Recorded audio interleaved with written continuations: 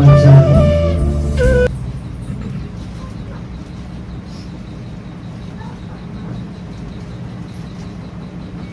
10, 11, 12 వచనాలు ఈ విధంగా చదువుకుంటాం.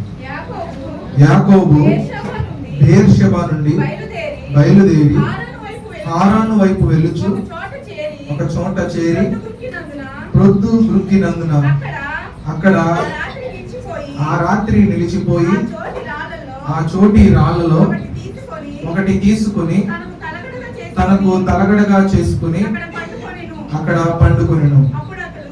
అప్పుడు అతడు ఒక కల కనెను. అందులో ఒక నిచ్చెన భూమి మీద నిలుపబడి ఉండెను. దాని కొన ఆకాశమునంటెను. దాని మీద దేవుని దూతలు ఎక్కుచూ దిగుచుండిరి. చాలండి.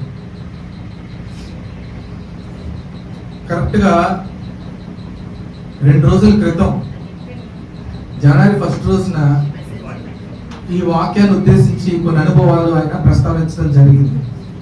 ఏమండి, ఈ అనుభవానికి ఆయన బేతేలు అనుభవాన్ని పేరు పెట్టారు. తర్వాత దేవుడితో పోరాడినటువంటి ఇదే యాకోబు యొక్క అనుభవాన్ని పెనుయేలు అనుభవం అని అన్నాడు. ఇప్పుడు నేను అనుభవం గురించి చెప్పట్లేదు, కానీ ఆ కళలో ఆయన చూసిన దృశ్యాన్ని గురించి చెప్పాలని ఆశపడుతున్నాను. మీకందరికీ యాకోబు గురించినటువంటి చరిత్ర తెలుసు. అయినప్పటికీ ఒకసారి మీ ముందు దీని వెనకున్నటువంటి పరిస్థితిని మీ ముందుంచి తర్వాత ఈ వాక్యాన్ని ధ్యానించడానికి ప్రయత్నం చేద్దాం. ఈరోజు మనం 2 వ్యక్తుల్ని మనం చూద్దాం.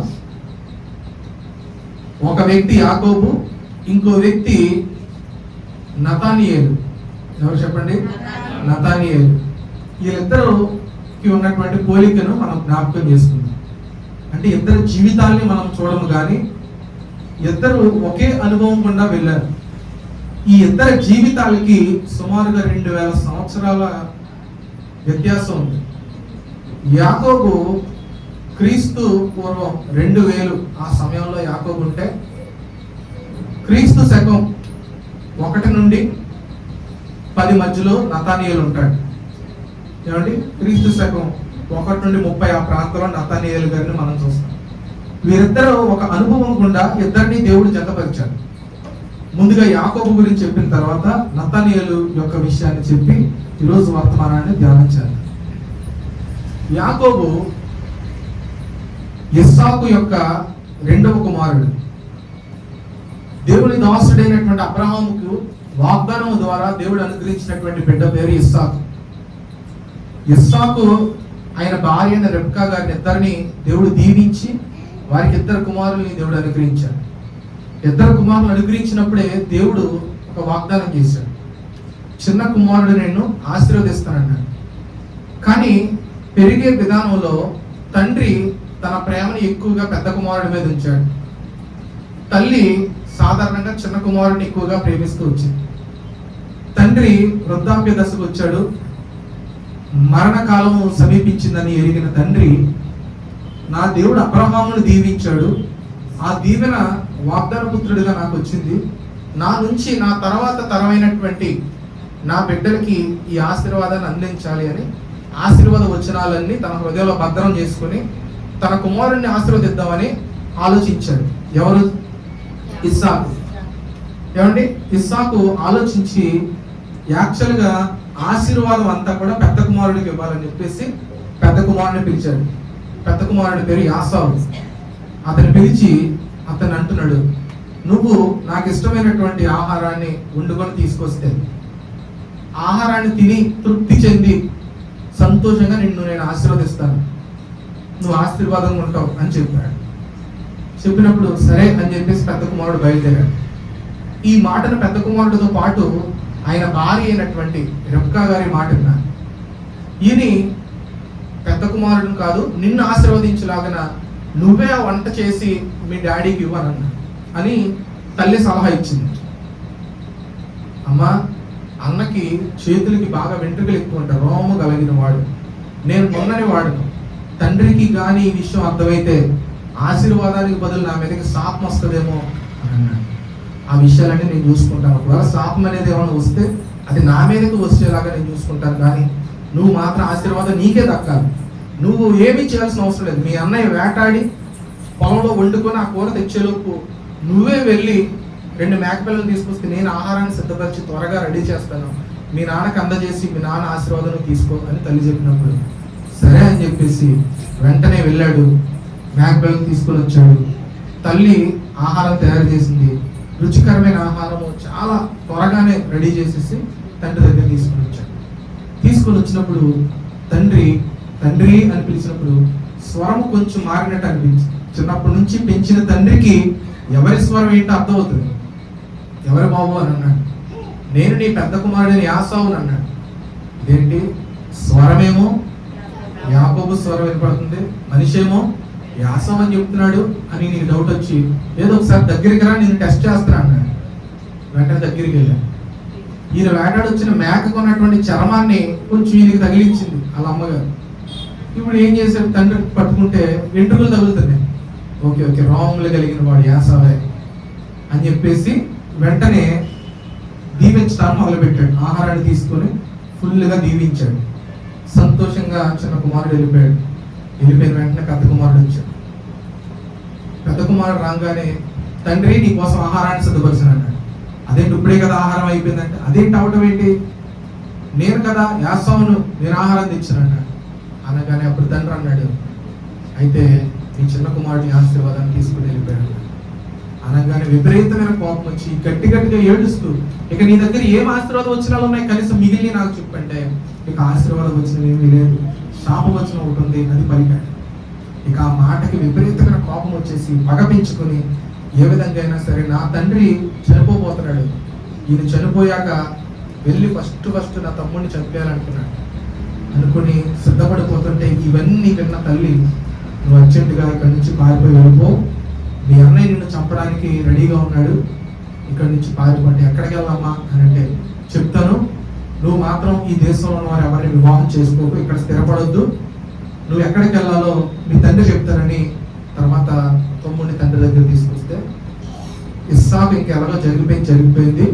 మీ అన్న నుంచి నువ్వు తప్పించుకోవడానికి నువ్వు పద్దనరాము అనేటువంటి ప్రాంతంలో ఉన్నటువంటి మా వియ్యంకుడు ఏమండి నీకు మరి మీ తల్లి గారి యొక్క తండ్రి ఏమండి మరి ఆయన కుమారుడైనటువంటి లాభాలు అతని దగ్గరికి వెళ్ళాను. అంటే మావయ్య ఇంటికి వెళ్ళమన్నాడు, మేనమామ ఇంటికి వెళ్ళమన్నాడు.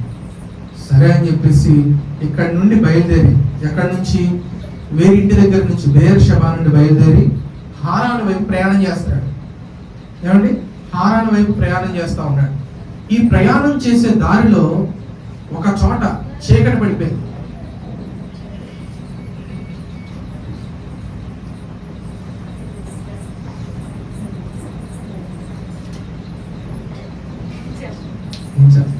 కూర్చున్నాక మొదలు పెడతారు. ఎందుకంటే టీచింగ్కి వెళ్ళాక కొంచెం మార్పు వచ్చిందండి.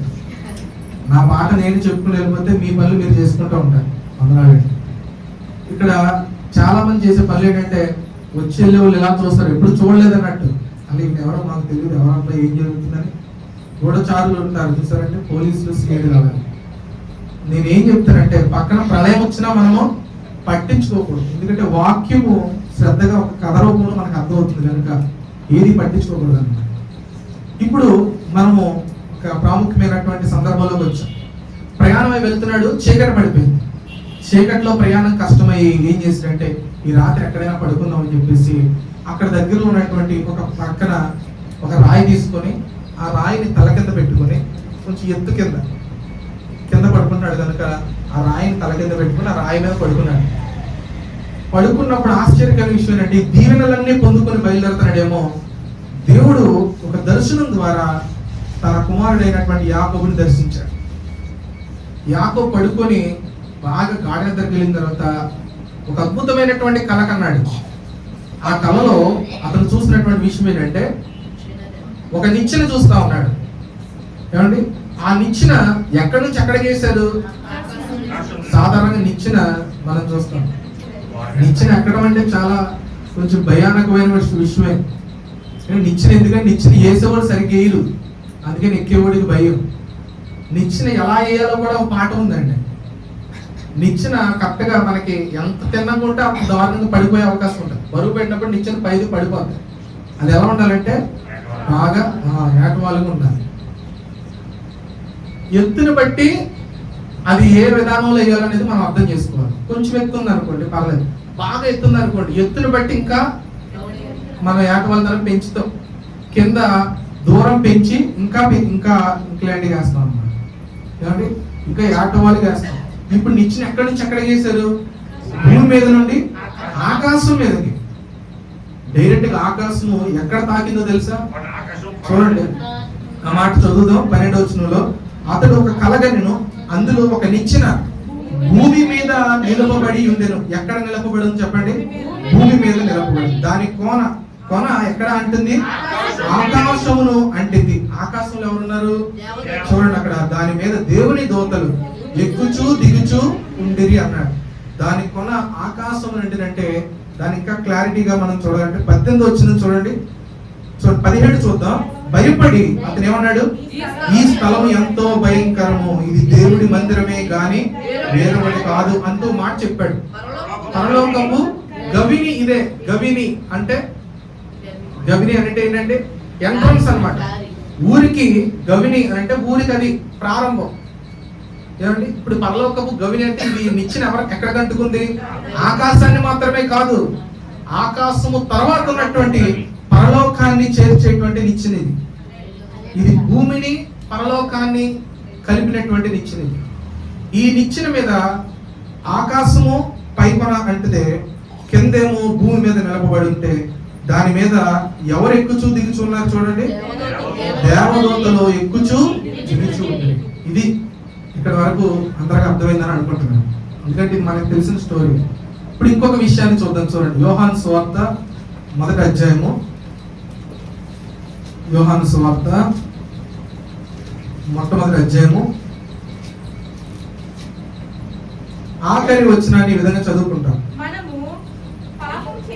1:51 అండి. 1:51. మరియు ఆయన మీరు ఆకాశము తెరువబడి దేవుని దూతలు మనుష్య కుమారుని పైగా ఎక్కుటయును దిగుటయును చూతురని నీతో నిశ్చయముగా చెప్పుచున్నాను నేను.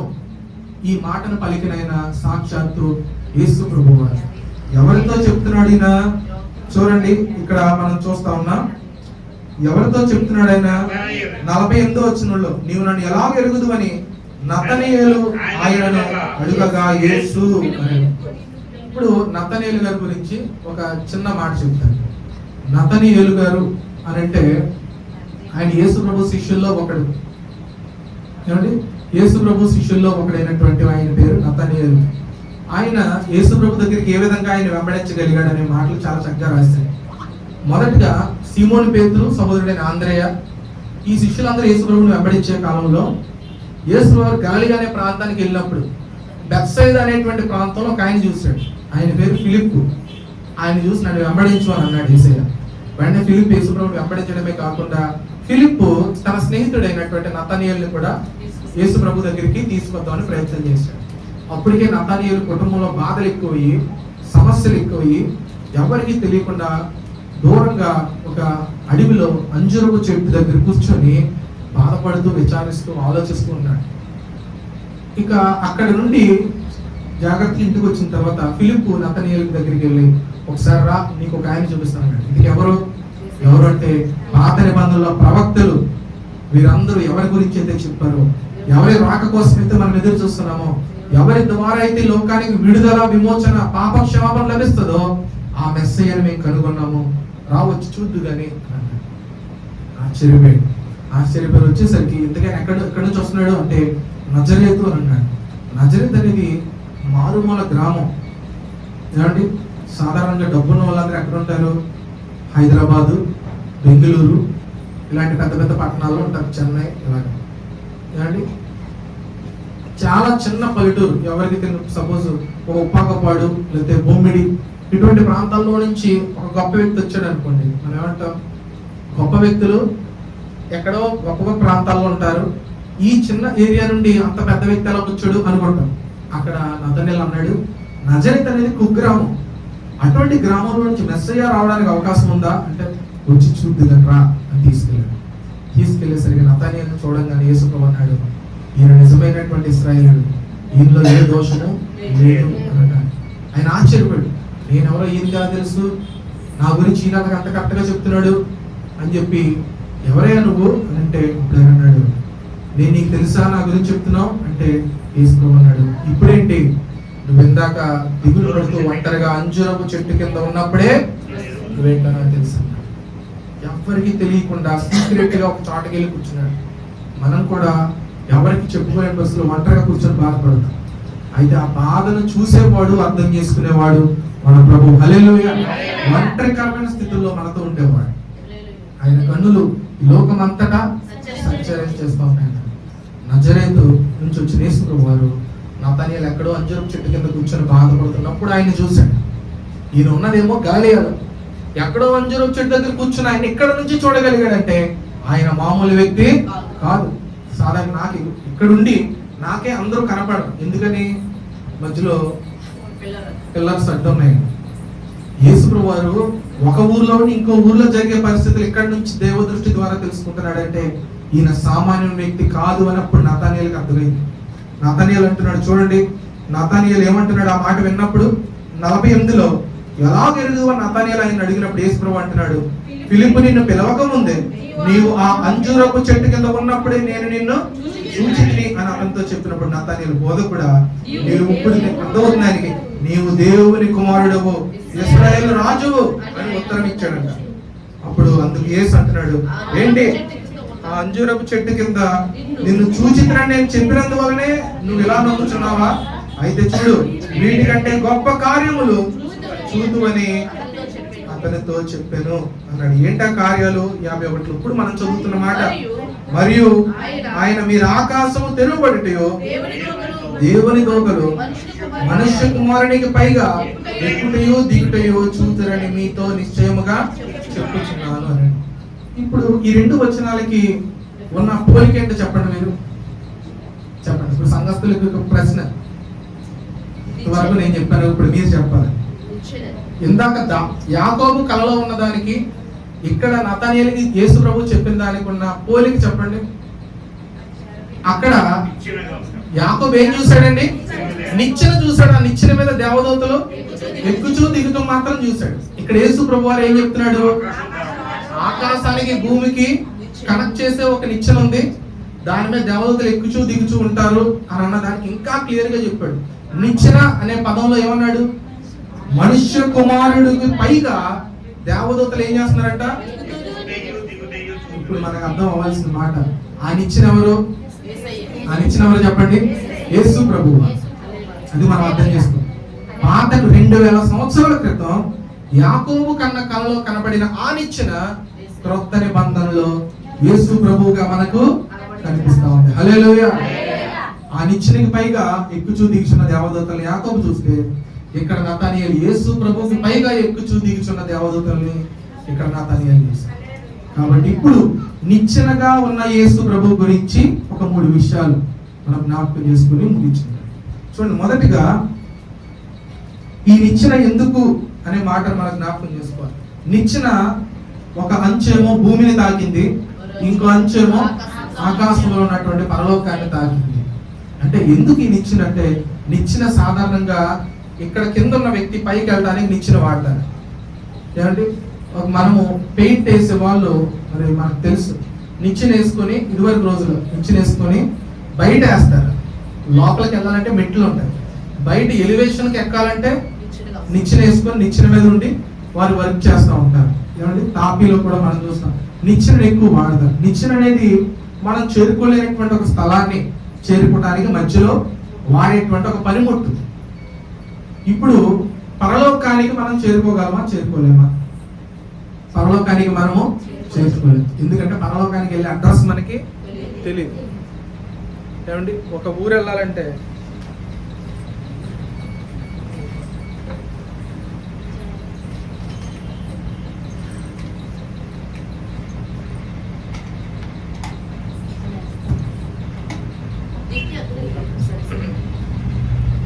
దేవునికి స్తోత్రం. హల్లెలూయా.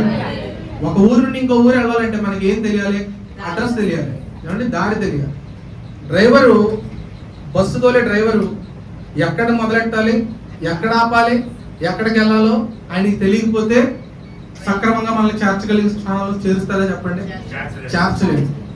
ఇప్పుడు యేసు ప్రభు వారికి ఎక్కడ మొదలవుతున్నారో అవగాహన ఉండాలి, ఎక్కడ ముగించబడుతుందో మనకి దేవుడికి అవగాహన ఉండాలి.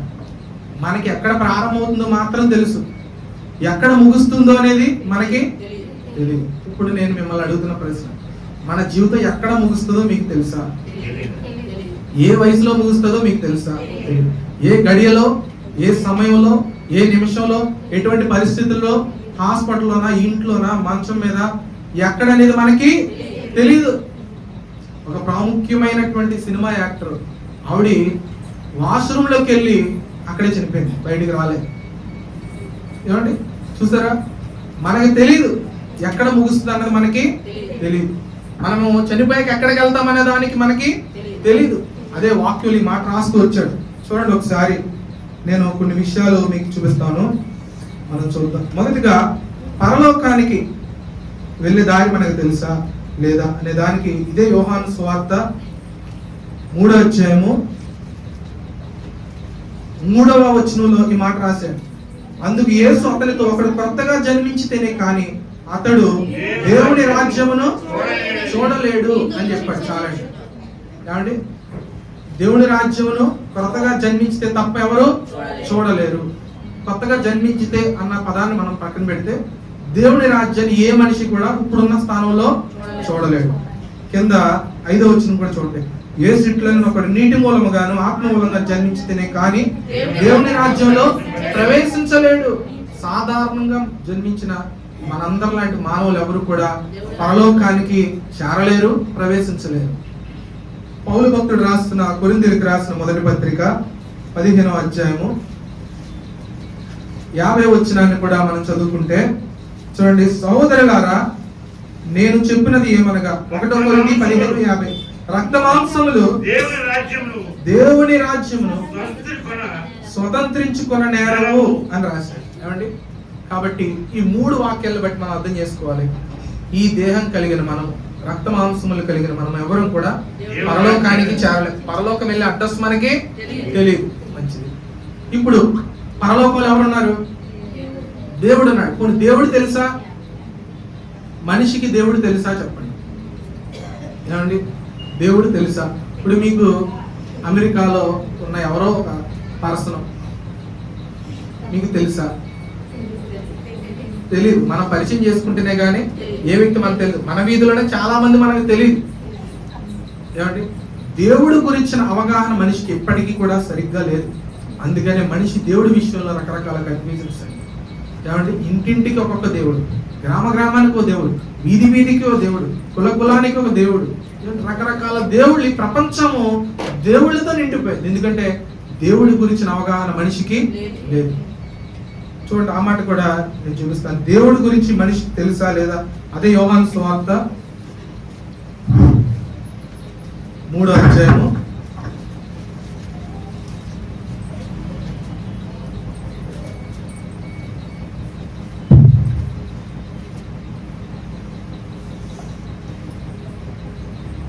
13వ వచనాన్ని చదువుదాం. చూడండి.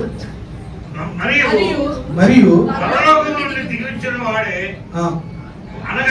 ఇక్కడ చూడండి, యోహాను 1:18 చూడండి. 18 చూద్దాం. 1:18, ఎవడను ఎప్పుడైనాను దేవుణ్ణి చూడలేదు. చాలండి. ఇక్కడ చూసారా? ఎవరైనాను ఎప్పుడైనాను దేవుణ్ణి చూడలేదు. తండ్రి రూమున అతిథి కుమారుడే ఆయనను బయలుపరచు. ఎవరు దేవుడిని ఎప్పుడు దేవుడు ఎలా ఉంటాడో మనిషికి పరలోకము తెలీదు, దేవుడు తెలీదు. అది మానవుడి యొక్క బ్రతుకు. ఇటువంటి పరిస్థితుల్లో దేవుడిని ఎలా చేరుకోగలం? దేవుడి దగ్గరికి ఎలా వెళ్ళగలం? మనకి తెలియని అడ్రస్కి మనం ఎలా వెళ్ళగలం? మనకి తెలియనటువంటి స్థానానికి మనం ఎలా చేరుకోగలం? దేవుడు అంటే ఎవరో తెలియకుండా దేవుడి దగ్గరికి ఎలా వెళ్ళగలం? చనిపోతే దేవుడు ఎవరో తెలియకుండా దేవుడి దగ్గరికి ఎలా జీవించగలం? దేవుడు నివసించే పరలోకం గురించి తెలియకుండా పరలోకానికి ఎలా చేర్చబడగలం? అందుకని ఇవన్నీ తెలియచేయడానికి యేసు ప్రభు ఈ లోకానికి వచ్చాడు. ఏమండి? ఈ లోకానికి వచ్చి ఆయన ఏం చేశాడు? అక్కడ ఇందాక చదివిన మాటలోనే తండ్రి రొమ్మునున్న అద్వితీయ కుమారుడే ఆయన ఏం చేశాడండి? బయలుపరిచి. తండ్రిని బయలుపరిచిన వారు ఎవరు? యేసు ప్రభు వారు మాత్రమే తండ్రిని బయలుపరిచినటువంటి వారు. ఇదే మనము ఇంకా స్పష్టంగా చూడగలిగితే చూడండి, 1 యోహాను పత్రిక 4వ అధ్యాయము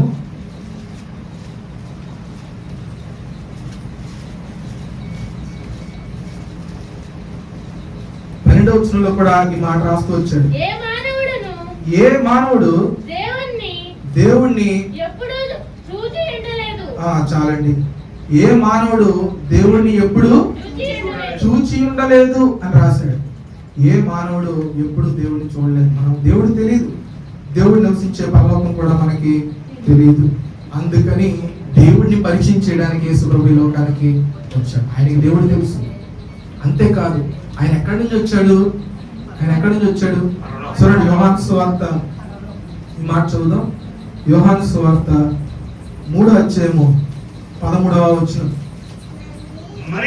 మరియు పరలోకము నుండి వచ్చిన వాడే, అనగా పరలోకములో ఉండు మనుష్య కుమారుడే తప్ప పరలోకమునకు ఎక్కిపోయిన వారెవరునూ లేరు. చాలండి. ఇప్పుడు యేసు ప్రభు ఎక్కడి నుంచి వచ్చారైనా? పరలోకం నుండి. అంటే పరలోకం గురించిన అడ్రస్ యేసు ప్రభుకి తెలుసు. ఆయన అక్కడి నుంచి వచ్చాడు, తిరిగి అక్కడికి వెళ్ళే దారి కూడా ఆయనకే తెలుసు. ఆయన దేవుడిగా ఉన్నవాడు, దేవుడితో సంబంధం కలిగిన వాడు, దేవుడితో సమానంగా ఉన్నవాడు కనుక దేవుడిని మానవుడిని ఐక్యపరిచేది కూడా యేసు ప్రభు. దేవుడిని పరిచయం చేయగలిగిన వాడు, పరలోకానికి తీసుకెళ్ళగలిగిన వాడు ఆయన మన ప్రభు అయిన యేసు ప్రభు. అందుకే ఆయన ఏం చేశాడంటే మధ్యలో నిచ్చెనలాగా మారాడు. ఈ నిచ్చెనకి మొట్టమొదటి అనుభవం, దీనికి మనం పెట్టే పేరు తెలుసా? మార్గం. ఏంటి చెప్పండి? మార్గం. దేనికి మార్గం? దేవుడి దగ్గరికి మార్గం. దేనికి మార్గం? పరలోకానికి మార్గం. ఆయన అంటాడు యోహాను సువార్త 14వ అధ్యాయము 6వ వచనం. ఆయన అంటున్న మాట, నేనే మార్గం. చూడండి మాట, యేసు నేనే మార్గము అన్నాడు. చాలండి, అక్కడ ఈ మాట చాలు. ఏమన్నాడు ఆయన? యేసు ప్రభు వారు నేనే మార్గము అని అన్నాడు. అదే యోహాను 10వ అధ్యాయంలో కూడా అన్నాడు, గొర్రెలకు ద్వారమును నేనే అని అన్నాడు. చూడండి ఆ మాట కూడా 10వ అధ్యాయము 9వ వచనం. నేనే ద్వారమును అని అన్నాడు. చాలండి, ఇక్కడ ఈ 2 మాటలు చూద్దాం. అక్కడ ఏమన్నాడు? నేనే మార్గం అన్నాడు. ఇక్కడ నేనే ద్వారం. ఇక్కడ ఒక మాట చెప్తున్నాడు ఆయన, నేనే అన్నాడు. నేను కూడా అనలేదు.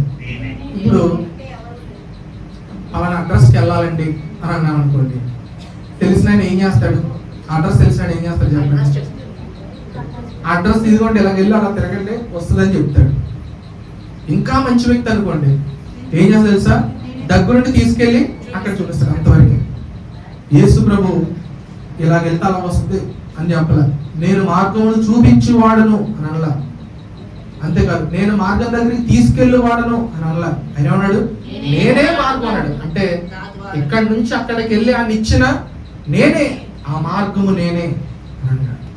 కాబట్టి ఆ మాట అంటూ అక్కడే రాశాడు. చూడండి, నేనే మార్గము, నేనే సత్యము, నేనే జీవం అంటూ అక్కడ ఆ మాట రాశాడు. నా ద్వారానే తప్ప ఎవడును తండ్రి యొద్దకు తండ్రి దగ్గరికి వెళ్ళాలంటే యేసు ప్రభు ద్వారానే తప్ప ఇక ఏ ద్వారా మనం తండ్రి దగ్గరికి. కాబట్టి యేసు ప్రభు ఏకైక మార్గం పరలోకానికి. కాబట్టి యేసు ప్రభు అనే నిచ్చెనను మనం చూస్తున్నాం. ఈ నిచ్చెన ఏం చేసిందంటే మార్గం వేసింది, రూట్ వేసింది. రోడ్లు లేవు, ఏం చేశారు? చాలా రోడ్లు లేవు, కొత్తగా రోడ్లు వేస్తున్నారు గుడిలో. ఎందుకు? ప్రతి బస్సు అలాగే వెళ్ళిపోతున్నారు, బైపాస్ నుంచి వెళ్ళిపోతుంది. వచ్చే ప్రతి బస్సు గుడిలో నుంచి వెళ్ళాలంటే ముందు రోడ్లు బాగోవాలి, రోడ్డు వేశారు. ఇప్పుడు వచ్చేయండి ఇందులో నుంచి వెళ్తాయి అన్నమాట, ప్రయాణికులకు ఇబ్బంది లేకుండా. ఇప్పుడు మనం ఆలోచించాల్సిన విషయం, యేసు ప్రభు వారే దారిగా మారాడు, ఆయనే మార్గం. యేసు ప్రభువులోకి వస్తే ఈ మార్గం ద్వారా, యేసు ప్రభువు ద్వారా డైరెక్ట్గా మనం ఎక్కడికి వెళ్ళొచ్చు? పరలోకానికి వెళ్ళొచ్చు. యేసు ప్రభు నేనే మార్గం అన్నాడు. ఈ విషయం గమనించాలి. అంటూ నా ద్వారా తప్ప ఇక ఏ ద్వారా కూడా మీరు తండ్రి దగ్గరికి చేరలేరు. బస్సు జంగారెడ్డి వెళ్ళాలి, బస్ స్టాండ్కి వెళ్ళారు. చాలా బస్సులో ఏదో బస్సు ఎక్కారు, వెళ్తారా చెప్పండి? ఎక్కడో చోట తిప్పేస్తారు. ఎందుకు? ఏం చేయాలి మీరు? చెంగార్గూడెం బస్సు ఏదైతే అదే ఎక్కాలి. చాలా మంది అనే ప్రశ్న, ఏ దేవుడిని నమ్ముకున్నా మోక్షంకి వెళ్ళిపోవచ్చండి, ఏ దేవుడైనా ఒకటే అని అంటారు.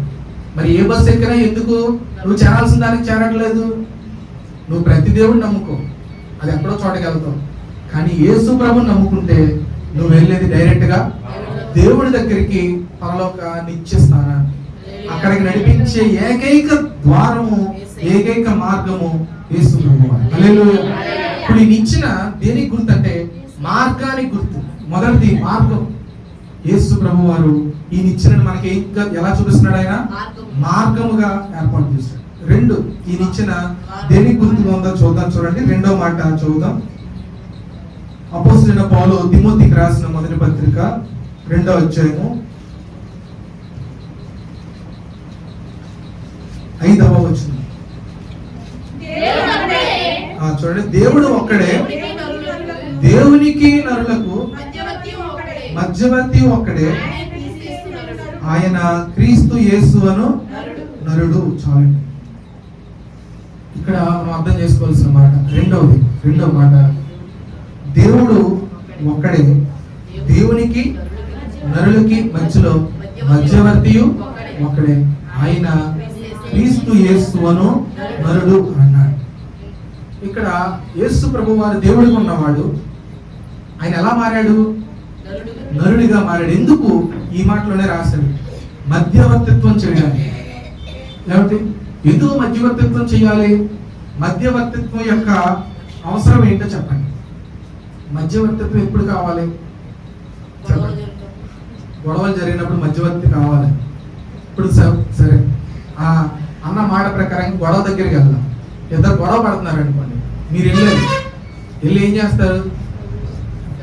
అరే గొడవ పడకంటే ఆగుతారా? మధ్యలో మిమ్మల్ని కూడా లాగి మిమ్మల్ని కూడా ఇబ్బంది పెడతారు, కొడతారు. ఏం చేయాలి? గొడవలోకి వెళ్ళేవాడు ఏం చేయాలి? ఆపేవాడికి అవగాహన ఉండాలి. దేని గురించి గొడవ పడుతున్నారో తెలియాలి. తెలిస్తే ముందు దాని గురించి మాట్లాడాలి. రెండు, ఈ వ్యక్తి గురించి తెలియాలి. ఇప్పుడు ఈ వ్యక్తి దగ్గర గురించి తెలిసి వెళ్ళి వీడు చాలా మంచోడు, పట్టకు ఒక నిమిషం ఆగు, ఇతను అలా చేయడం అన్నాం అనుకోండి, ఆడి గురించి తెలిస్తే సరిపోద్దా, నా గురించి తెలియదా అని చెప్పేసి మన మీద పగబడతాడు. ఇప్పుడు ఏం చేయాలి? ఇద్దరి గురించి తెలియాలి. ఏమండి? ఇద్దరితో అనుసంధానం కలిగిన వాడు మాత్రమే మధ్యవర్తి అవ్వగలడు. ఇరు పక్షాల తరపున అవగాహన కలిగిన వాడు మాత్రమే ఒక పక్షాన్నే కలిగిన వాడు మధ్యవర్తి అవ్వగలడా? చెప్పండి, అవలేడు. జడ్జి గారు ఏం చేస్తున్నారంటే, ఒక పక్క చట్టం మీద జ్ఞానం ఉంటుంది, ఇరు పక్షాల వాదనలన్నీ పూర్తిగా విన్నాకే తీర్పిస్తారు. ఓన్లీ ఒకవైపు మాట్లాడే అవకాశం లేదు. మధ్యవర్తి అనేవాడు రెండిట్లపైన అవగాహన ఉండాలి. యేసుప్రభువు దేవుడికి మానవుడికి మధ్యలో మధ్యవర్తిత్వం చేశారు. ఆయన ఒక్క దేవుడిగా ఉంటే మానవుడికి ఆయన తీర్పు తీర్చడానికి అవకాశం లేదు. ఓన్లీ మానవుడైతే దేవుడి పరిశుద్ధతకు మానవుని దగ్గర చేయడానికి అవకాశము లేదు. ఎందుకంటే మనందరం మానవుడు. ఏ మానవుడు మనల్ని దేవుడి దగ్గరికి చేర్చలేకపోయాడు. అందుకే ఒక పక్కన దేవుడిగా ఉంటూ ఒక పక్కన మానవుడిగా ఉన్న వ్యక్తి మాత్రమే మధ్యవర్తిత్వం చేయాలి. ఇంకొక మంచి ఎగ్జాంపుల్ చెప్తాను. మన దగ్గరికి మైక్ త్వరగా వస్తారండి. వచ్చినప్పుడు ట్రాన్స్లేట్ చేయడానికి పక్కన నేను నిలబడతాను.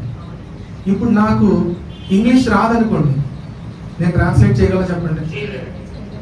ఆయనకు వచ్చిన భాష ఏమి ఇంగ్లీషు, మనకు వచ్చిన భాష తెలుగు. మధ్యవర్తిగా ఉన్న వ్యక్తికి ఏమి రావాలి? అటు ఇంగ్లీషు రావాలి, తెలుగు రావాలి. ఒక్క తెలుగు వస్తే ఆయన భాష నాకు అర్థం అవ్వదు. ఏమండి? ఒక్క ఇంగ్లీష్ వస్తే ఆయన చెప్పేది అర్థం అవుతుంది, కానీ మీకు అర్థం చేయడానికి నాకు అవకాశం. యేసు ప్రభు వారు పరిశుద్ధుడైన తండ్రికి పాపి అయిన మానవుడికి మధ్యవర్తిత్వం చేయడానికి వచ్చారు. ఏమండి? తండ్రికి మానవుడికి మధ్యవర్తిత్వం చేయాలి, పరిశుద్ధుడికి పాపికి మధ్యవర్తిత్వం చేయాలి. అందుకే ఆయన పరిశుద్ధుడిగా బ్రతికాడు, దేవుడిగా ఉన్నాడు, అదే సమయంలో సంపూర్ణ మానవుడిగా బ్రతికాడు. లోక సువార్తలో చూస్తాం, మనుష్య కుమారుడు. యేసు ప్రభు వాడిన పేరేంటి తెలుసా? మనుష్య కుమారుడిగా పిలువబడ్డాడు. మానవుల్లో ఒకడుగా ఆయన బ్రతికాడు. ఆయన దేవుడితో సమానముగా ఉన్నవాడు. అది విడిచిపెట్టకూడని భాగ్యం ఆయన ఎంచుకోలేదు, కానీ దాసుని స్వరూపం ధరించుకుని తను తాను వ్యక్తులుగా చేసుకున్నాడు. ఆయన మనిషిగా నరుడిగా మారాడు. ఆయన సంపూర్ణ దేవుడు, అదే సమయంలో సంపూర్ణంగా మానవుడిగా మారటం వలన దేవుడిని మానవుని ఐక్యపరిచాడు. ఇది మధ్యవర్తిత్వం. పరిశుద్ధుని పాపిని ఐక్యపరచగలిగాడు, పాపాన్ని తీసివేసి పరిశుద్ధుడితో జతగలిపాడు. అందుకే యేసు ప్రభు ద్వారా మనందరము దేవునికి పిల్లలుగా మార్చబడగలిగాం. హల్లెలూయా. ఈ విషయాలు మనం గమనించాల్సిన అవసరం ఉంది. ఏమండి, ఇక్కడ మనం చూసినట్లయితే హెబ్రీయులకు రాసిన పత్రిక 5వ అధ్యాయము 8వ వచనంలో ఈ మాట రాస్తూ వచ్చాడు. ఏంటంటే, ఆయన కుమారుడై ఉండి తాను పొందిన శ్రమల వలన విధేయతను నేర్చుకొనెను, మరియు ఆయన సంపూర్ణ సిద్ధి పొందిన వాడే మెల్కీసెదెకు యొక్క క్రమములో చేరిన ప్రధాన యాజకుడని దేవుని చేత పిలువబడి తనకు విధేయులైన వారందరికీ నిత్య రక్షణకు కారకుడాయను.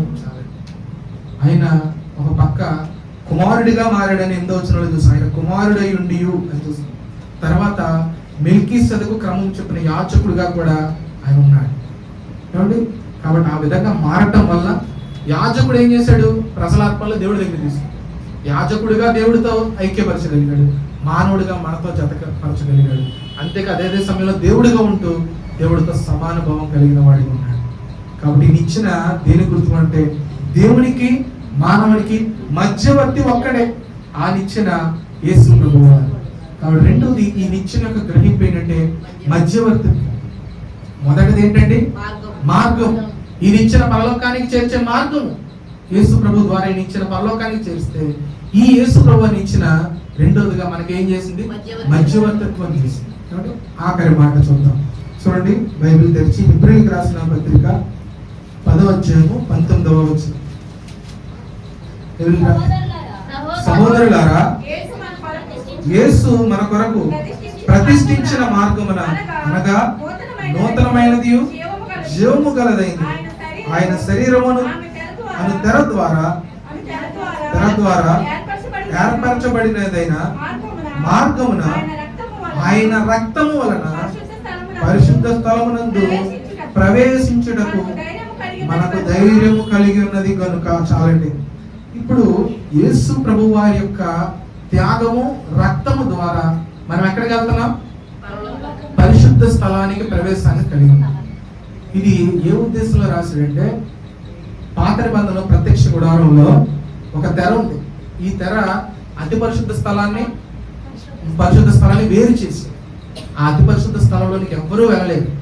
ఏమండి, యేసు ప్రభు వారు ఏం చేశారంటే ఆ తెరను చీల్చాడు ఆయన మరణం ద్వారా. అందువలన అందరూ అతి పరిశుద్ధ స్థలానికి వెళ్ళగలిగారు.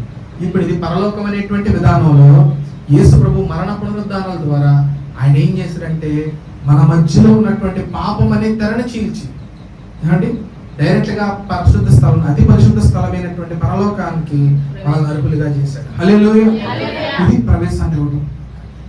మూడవది మనం అర్థం చేసుకోవాలి. ఇదేంటో తెలుసా? ఈ మధ్యలో నడిచిన యేసు ప్రభు వారి త్యాగానికి గుర్తు ఉన్న సిలువ.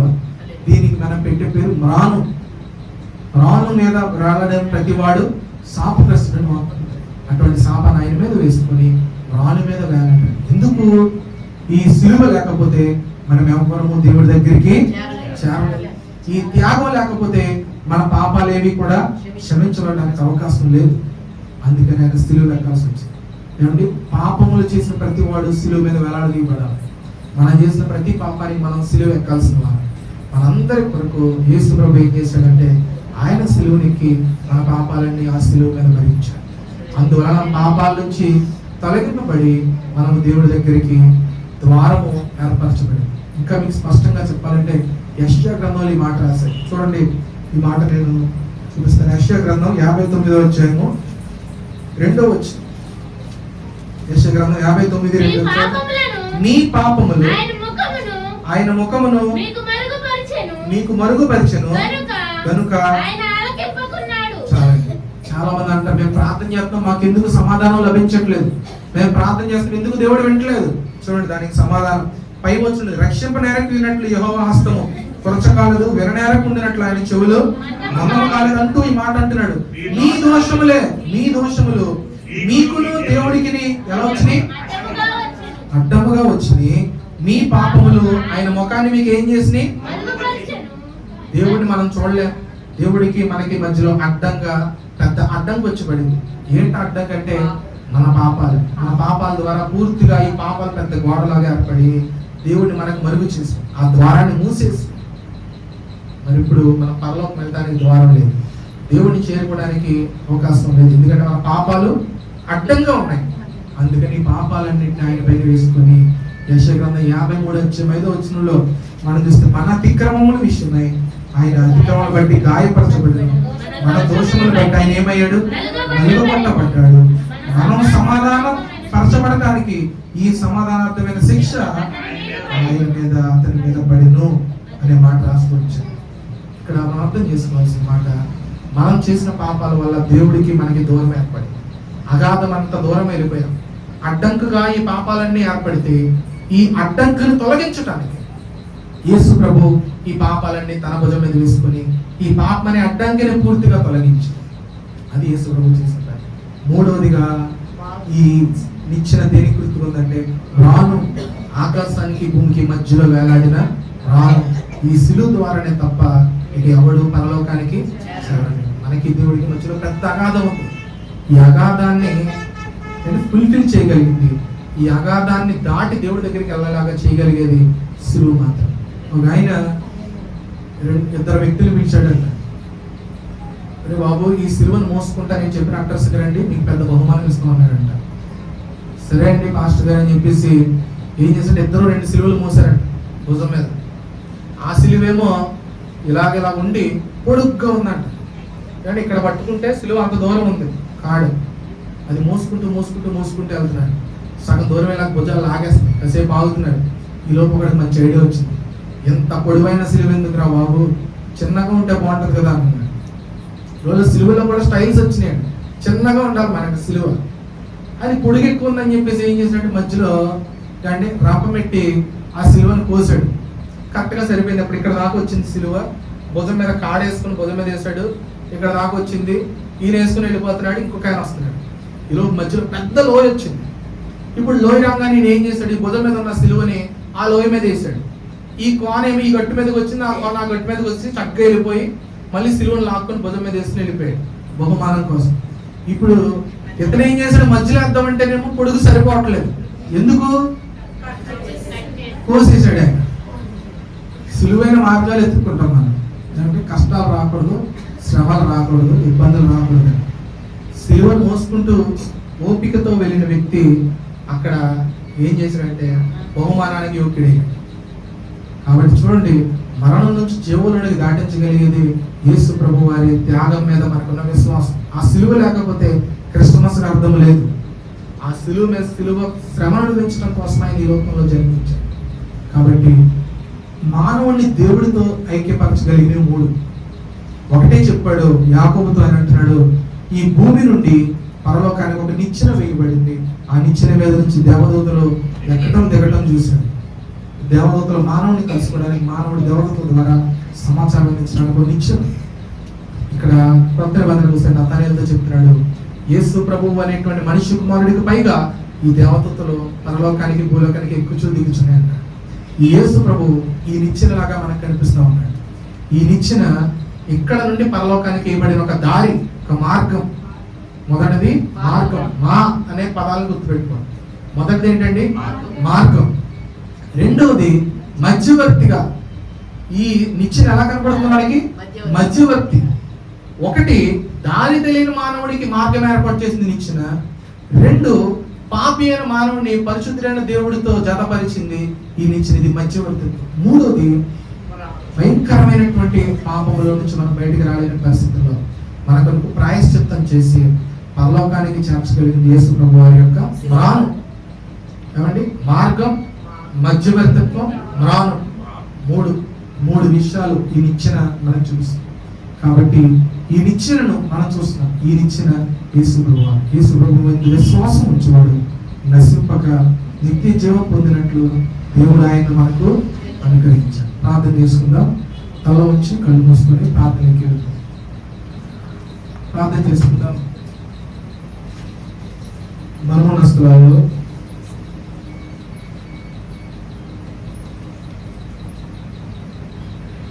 దేవుడు వాక్యం ద్వారా మనతో మాట్లాడుతూ ఉన్నాడు.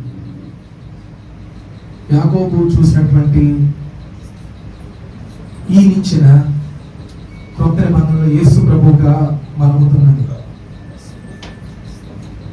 భూమిని ఆకాశాన్ని కలిపేనిచ్చిన యేసు ప్రభు వారే ఎక్కడో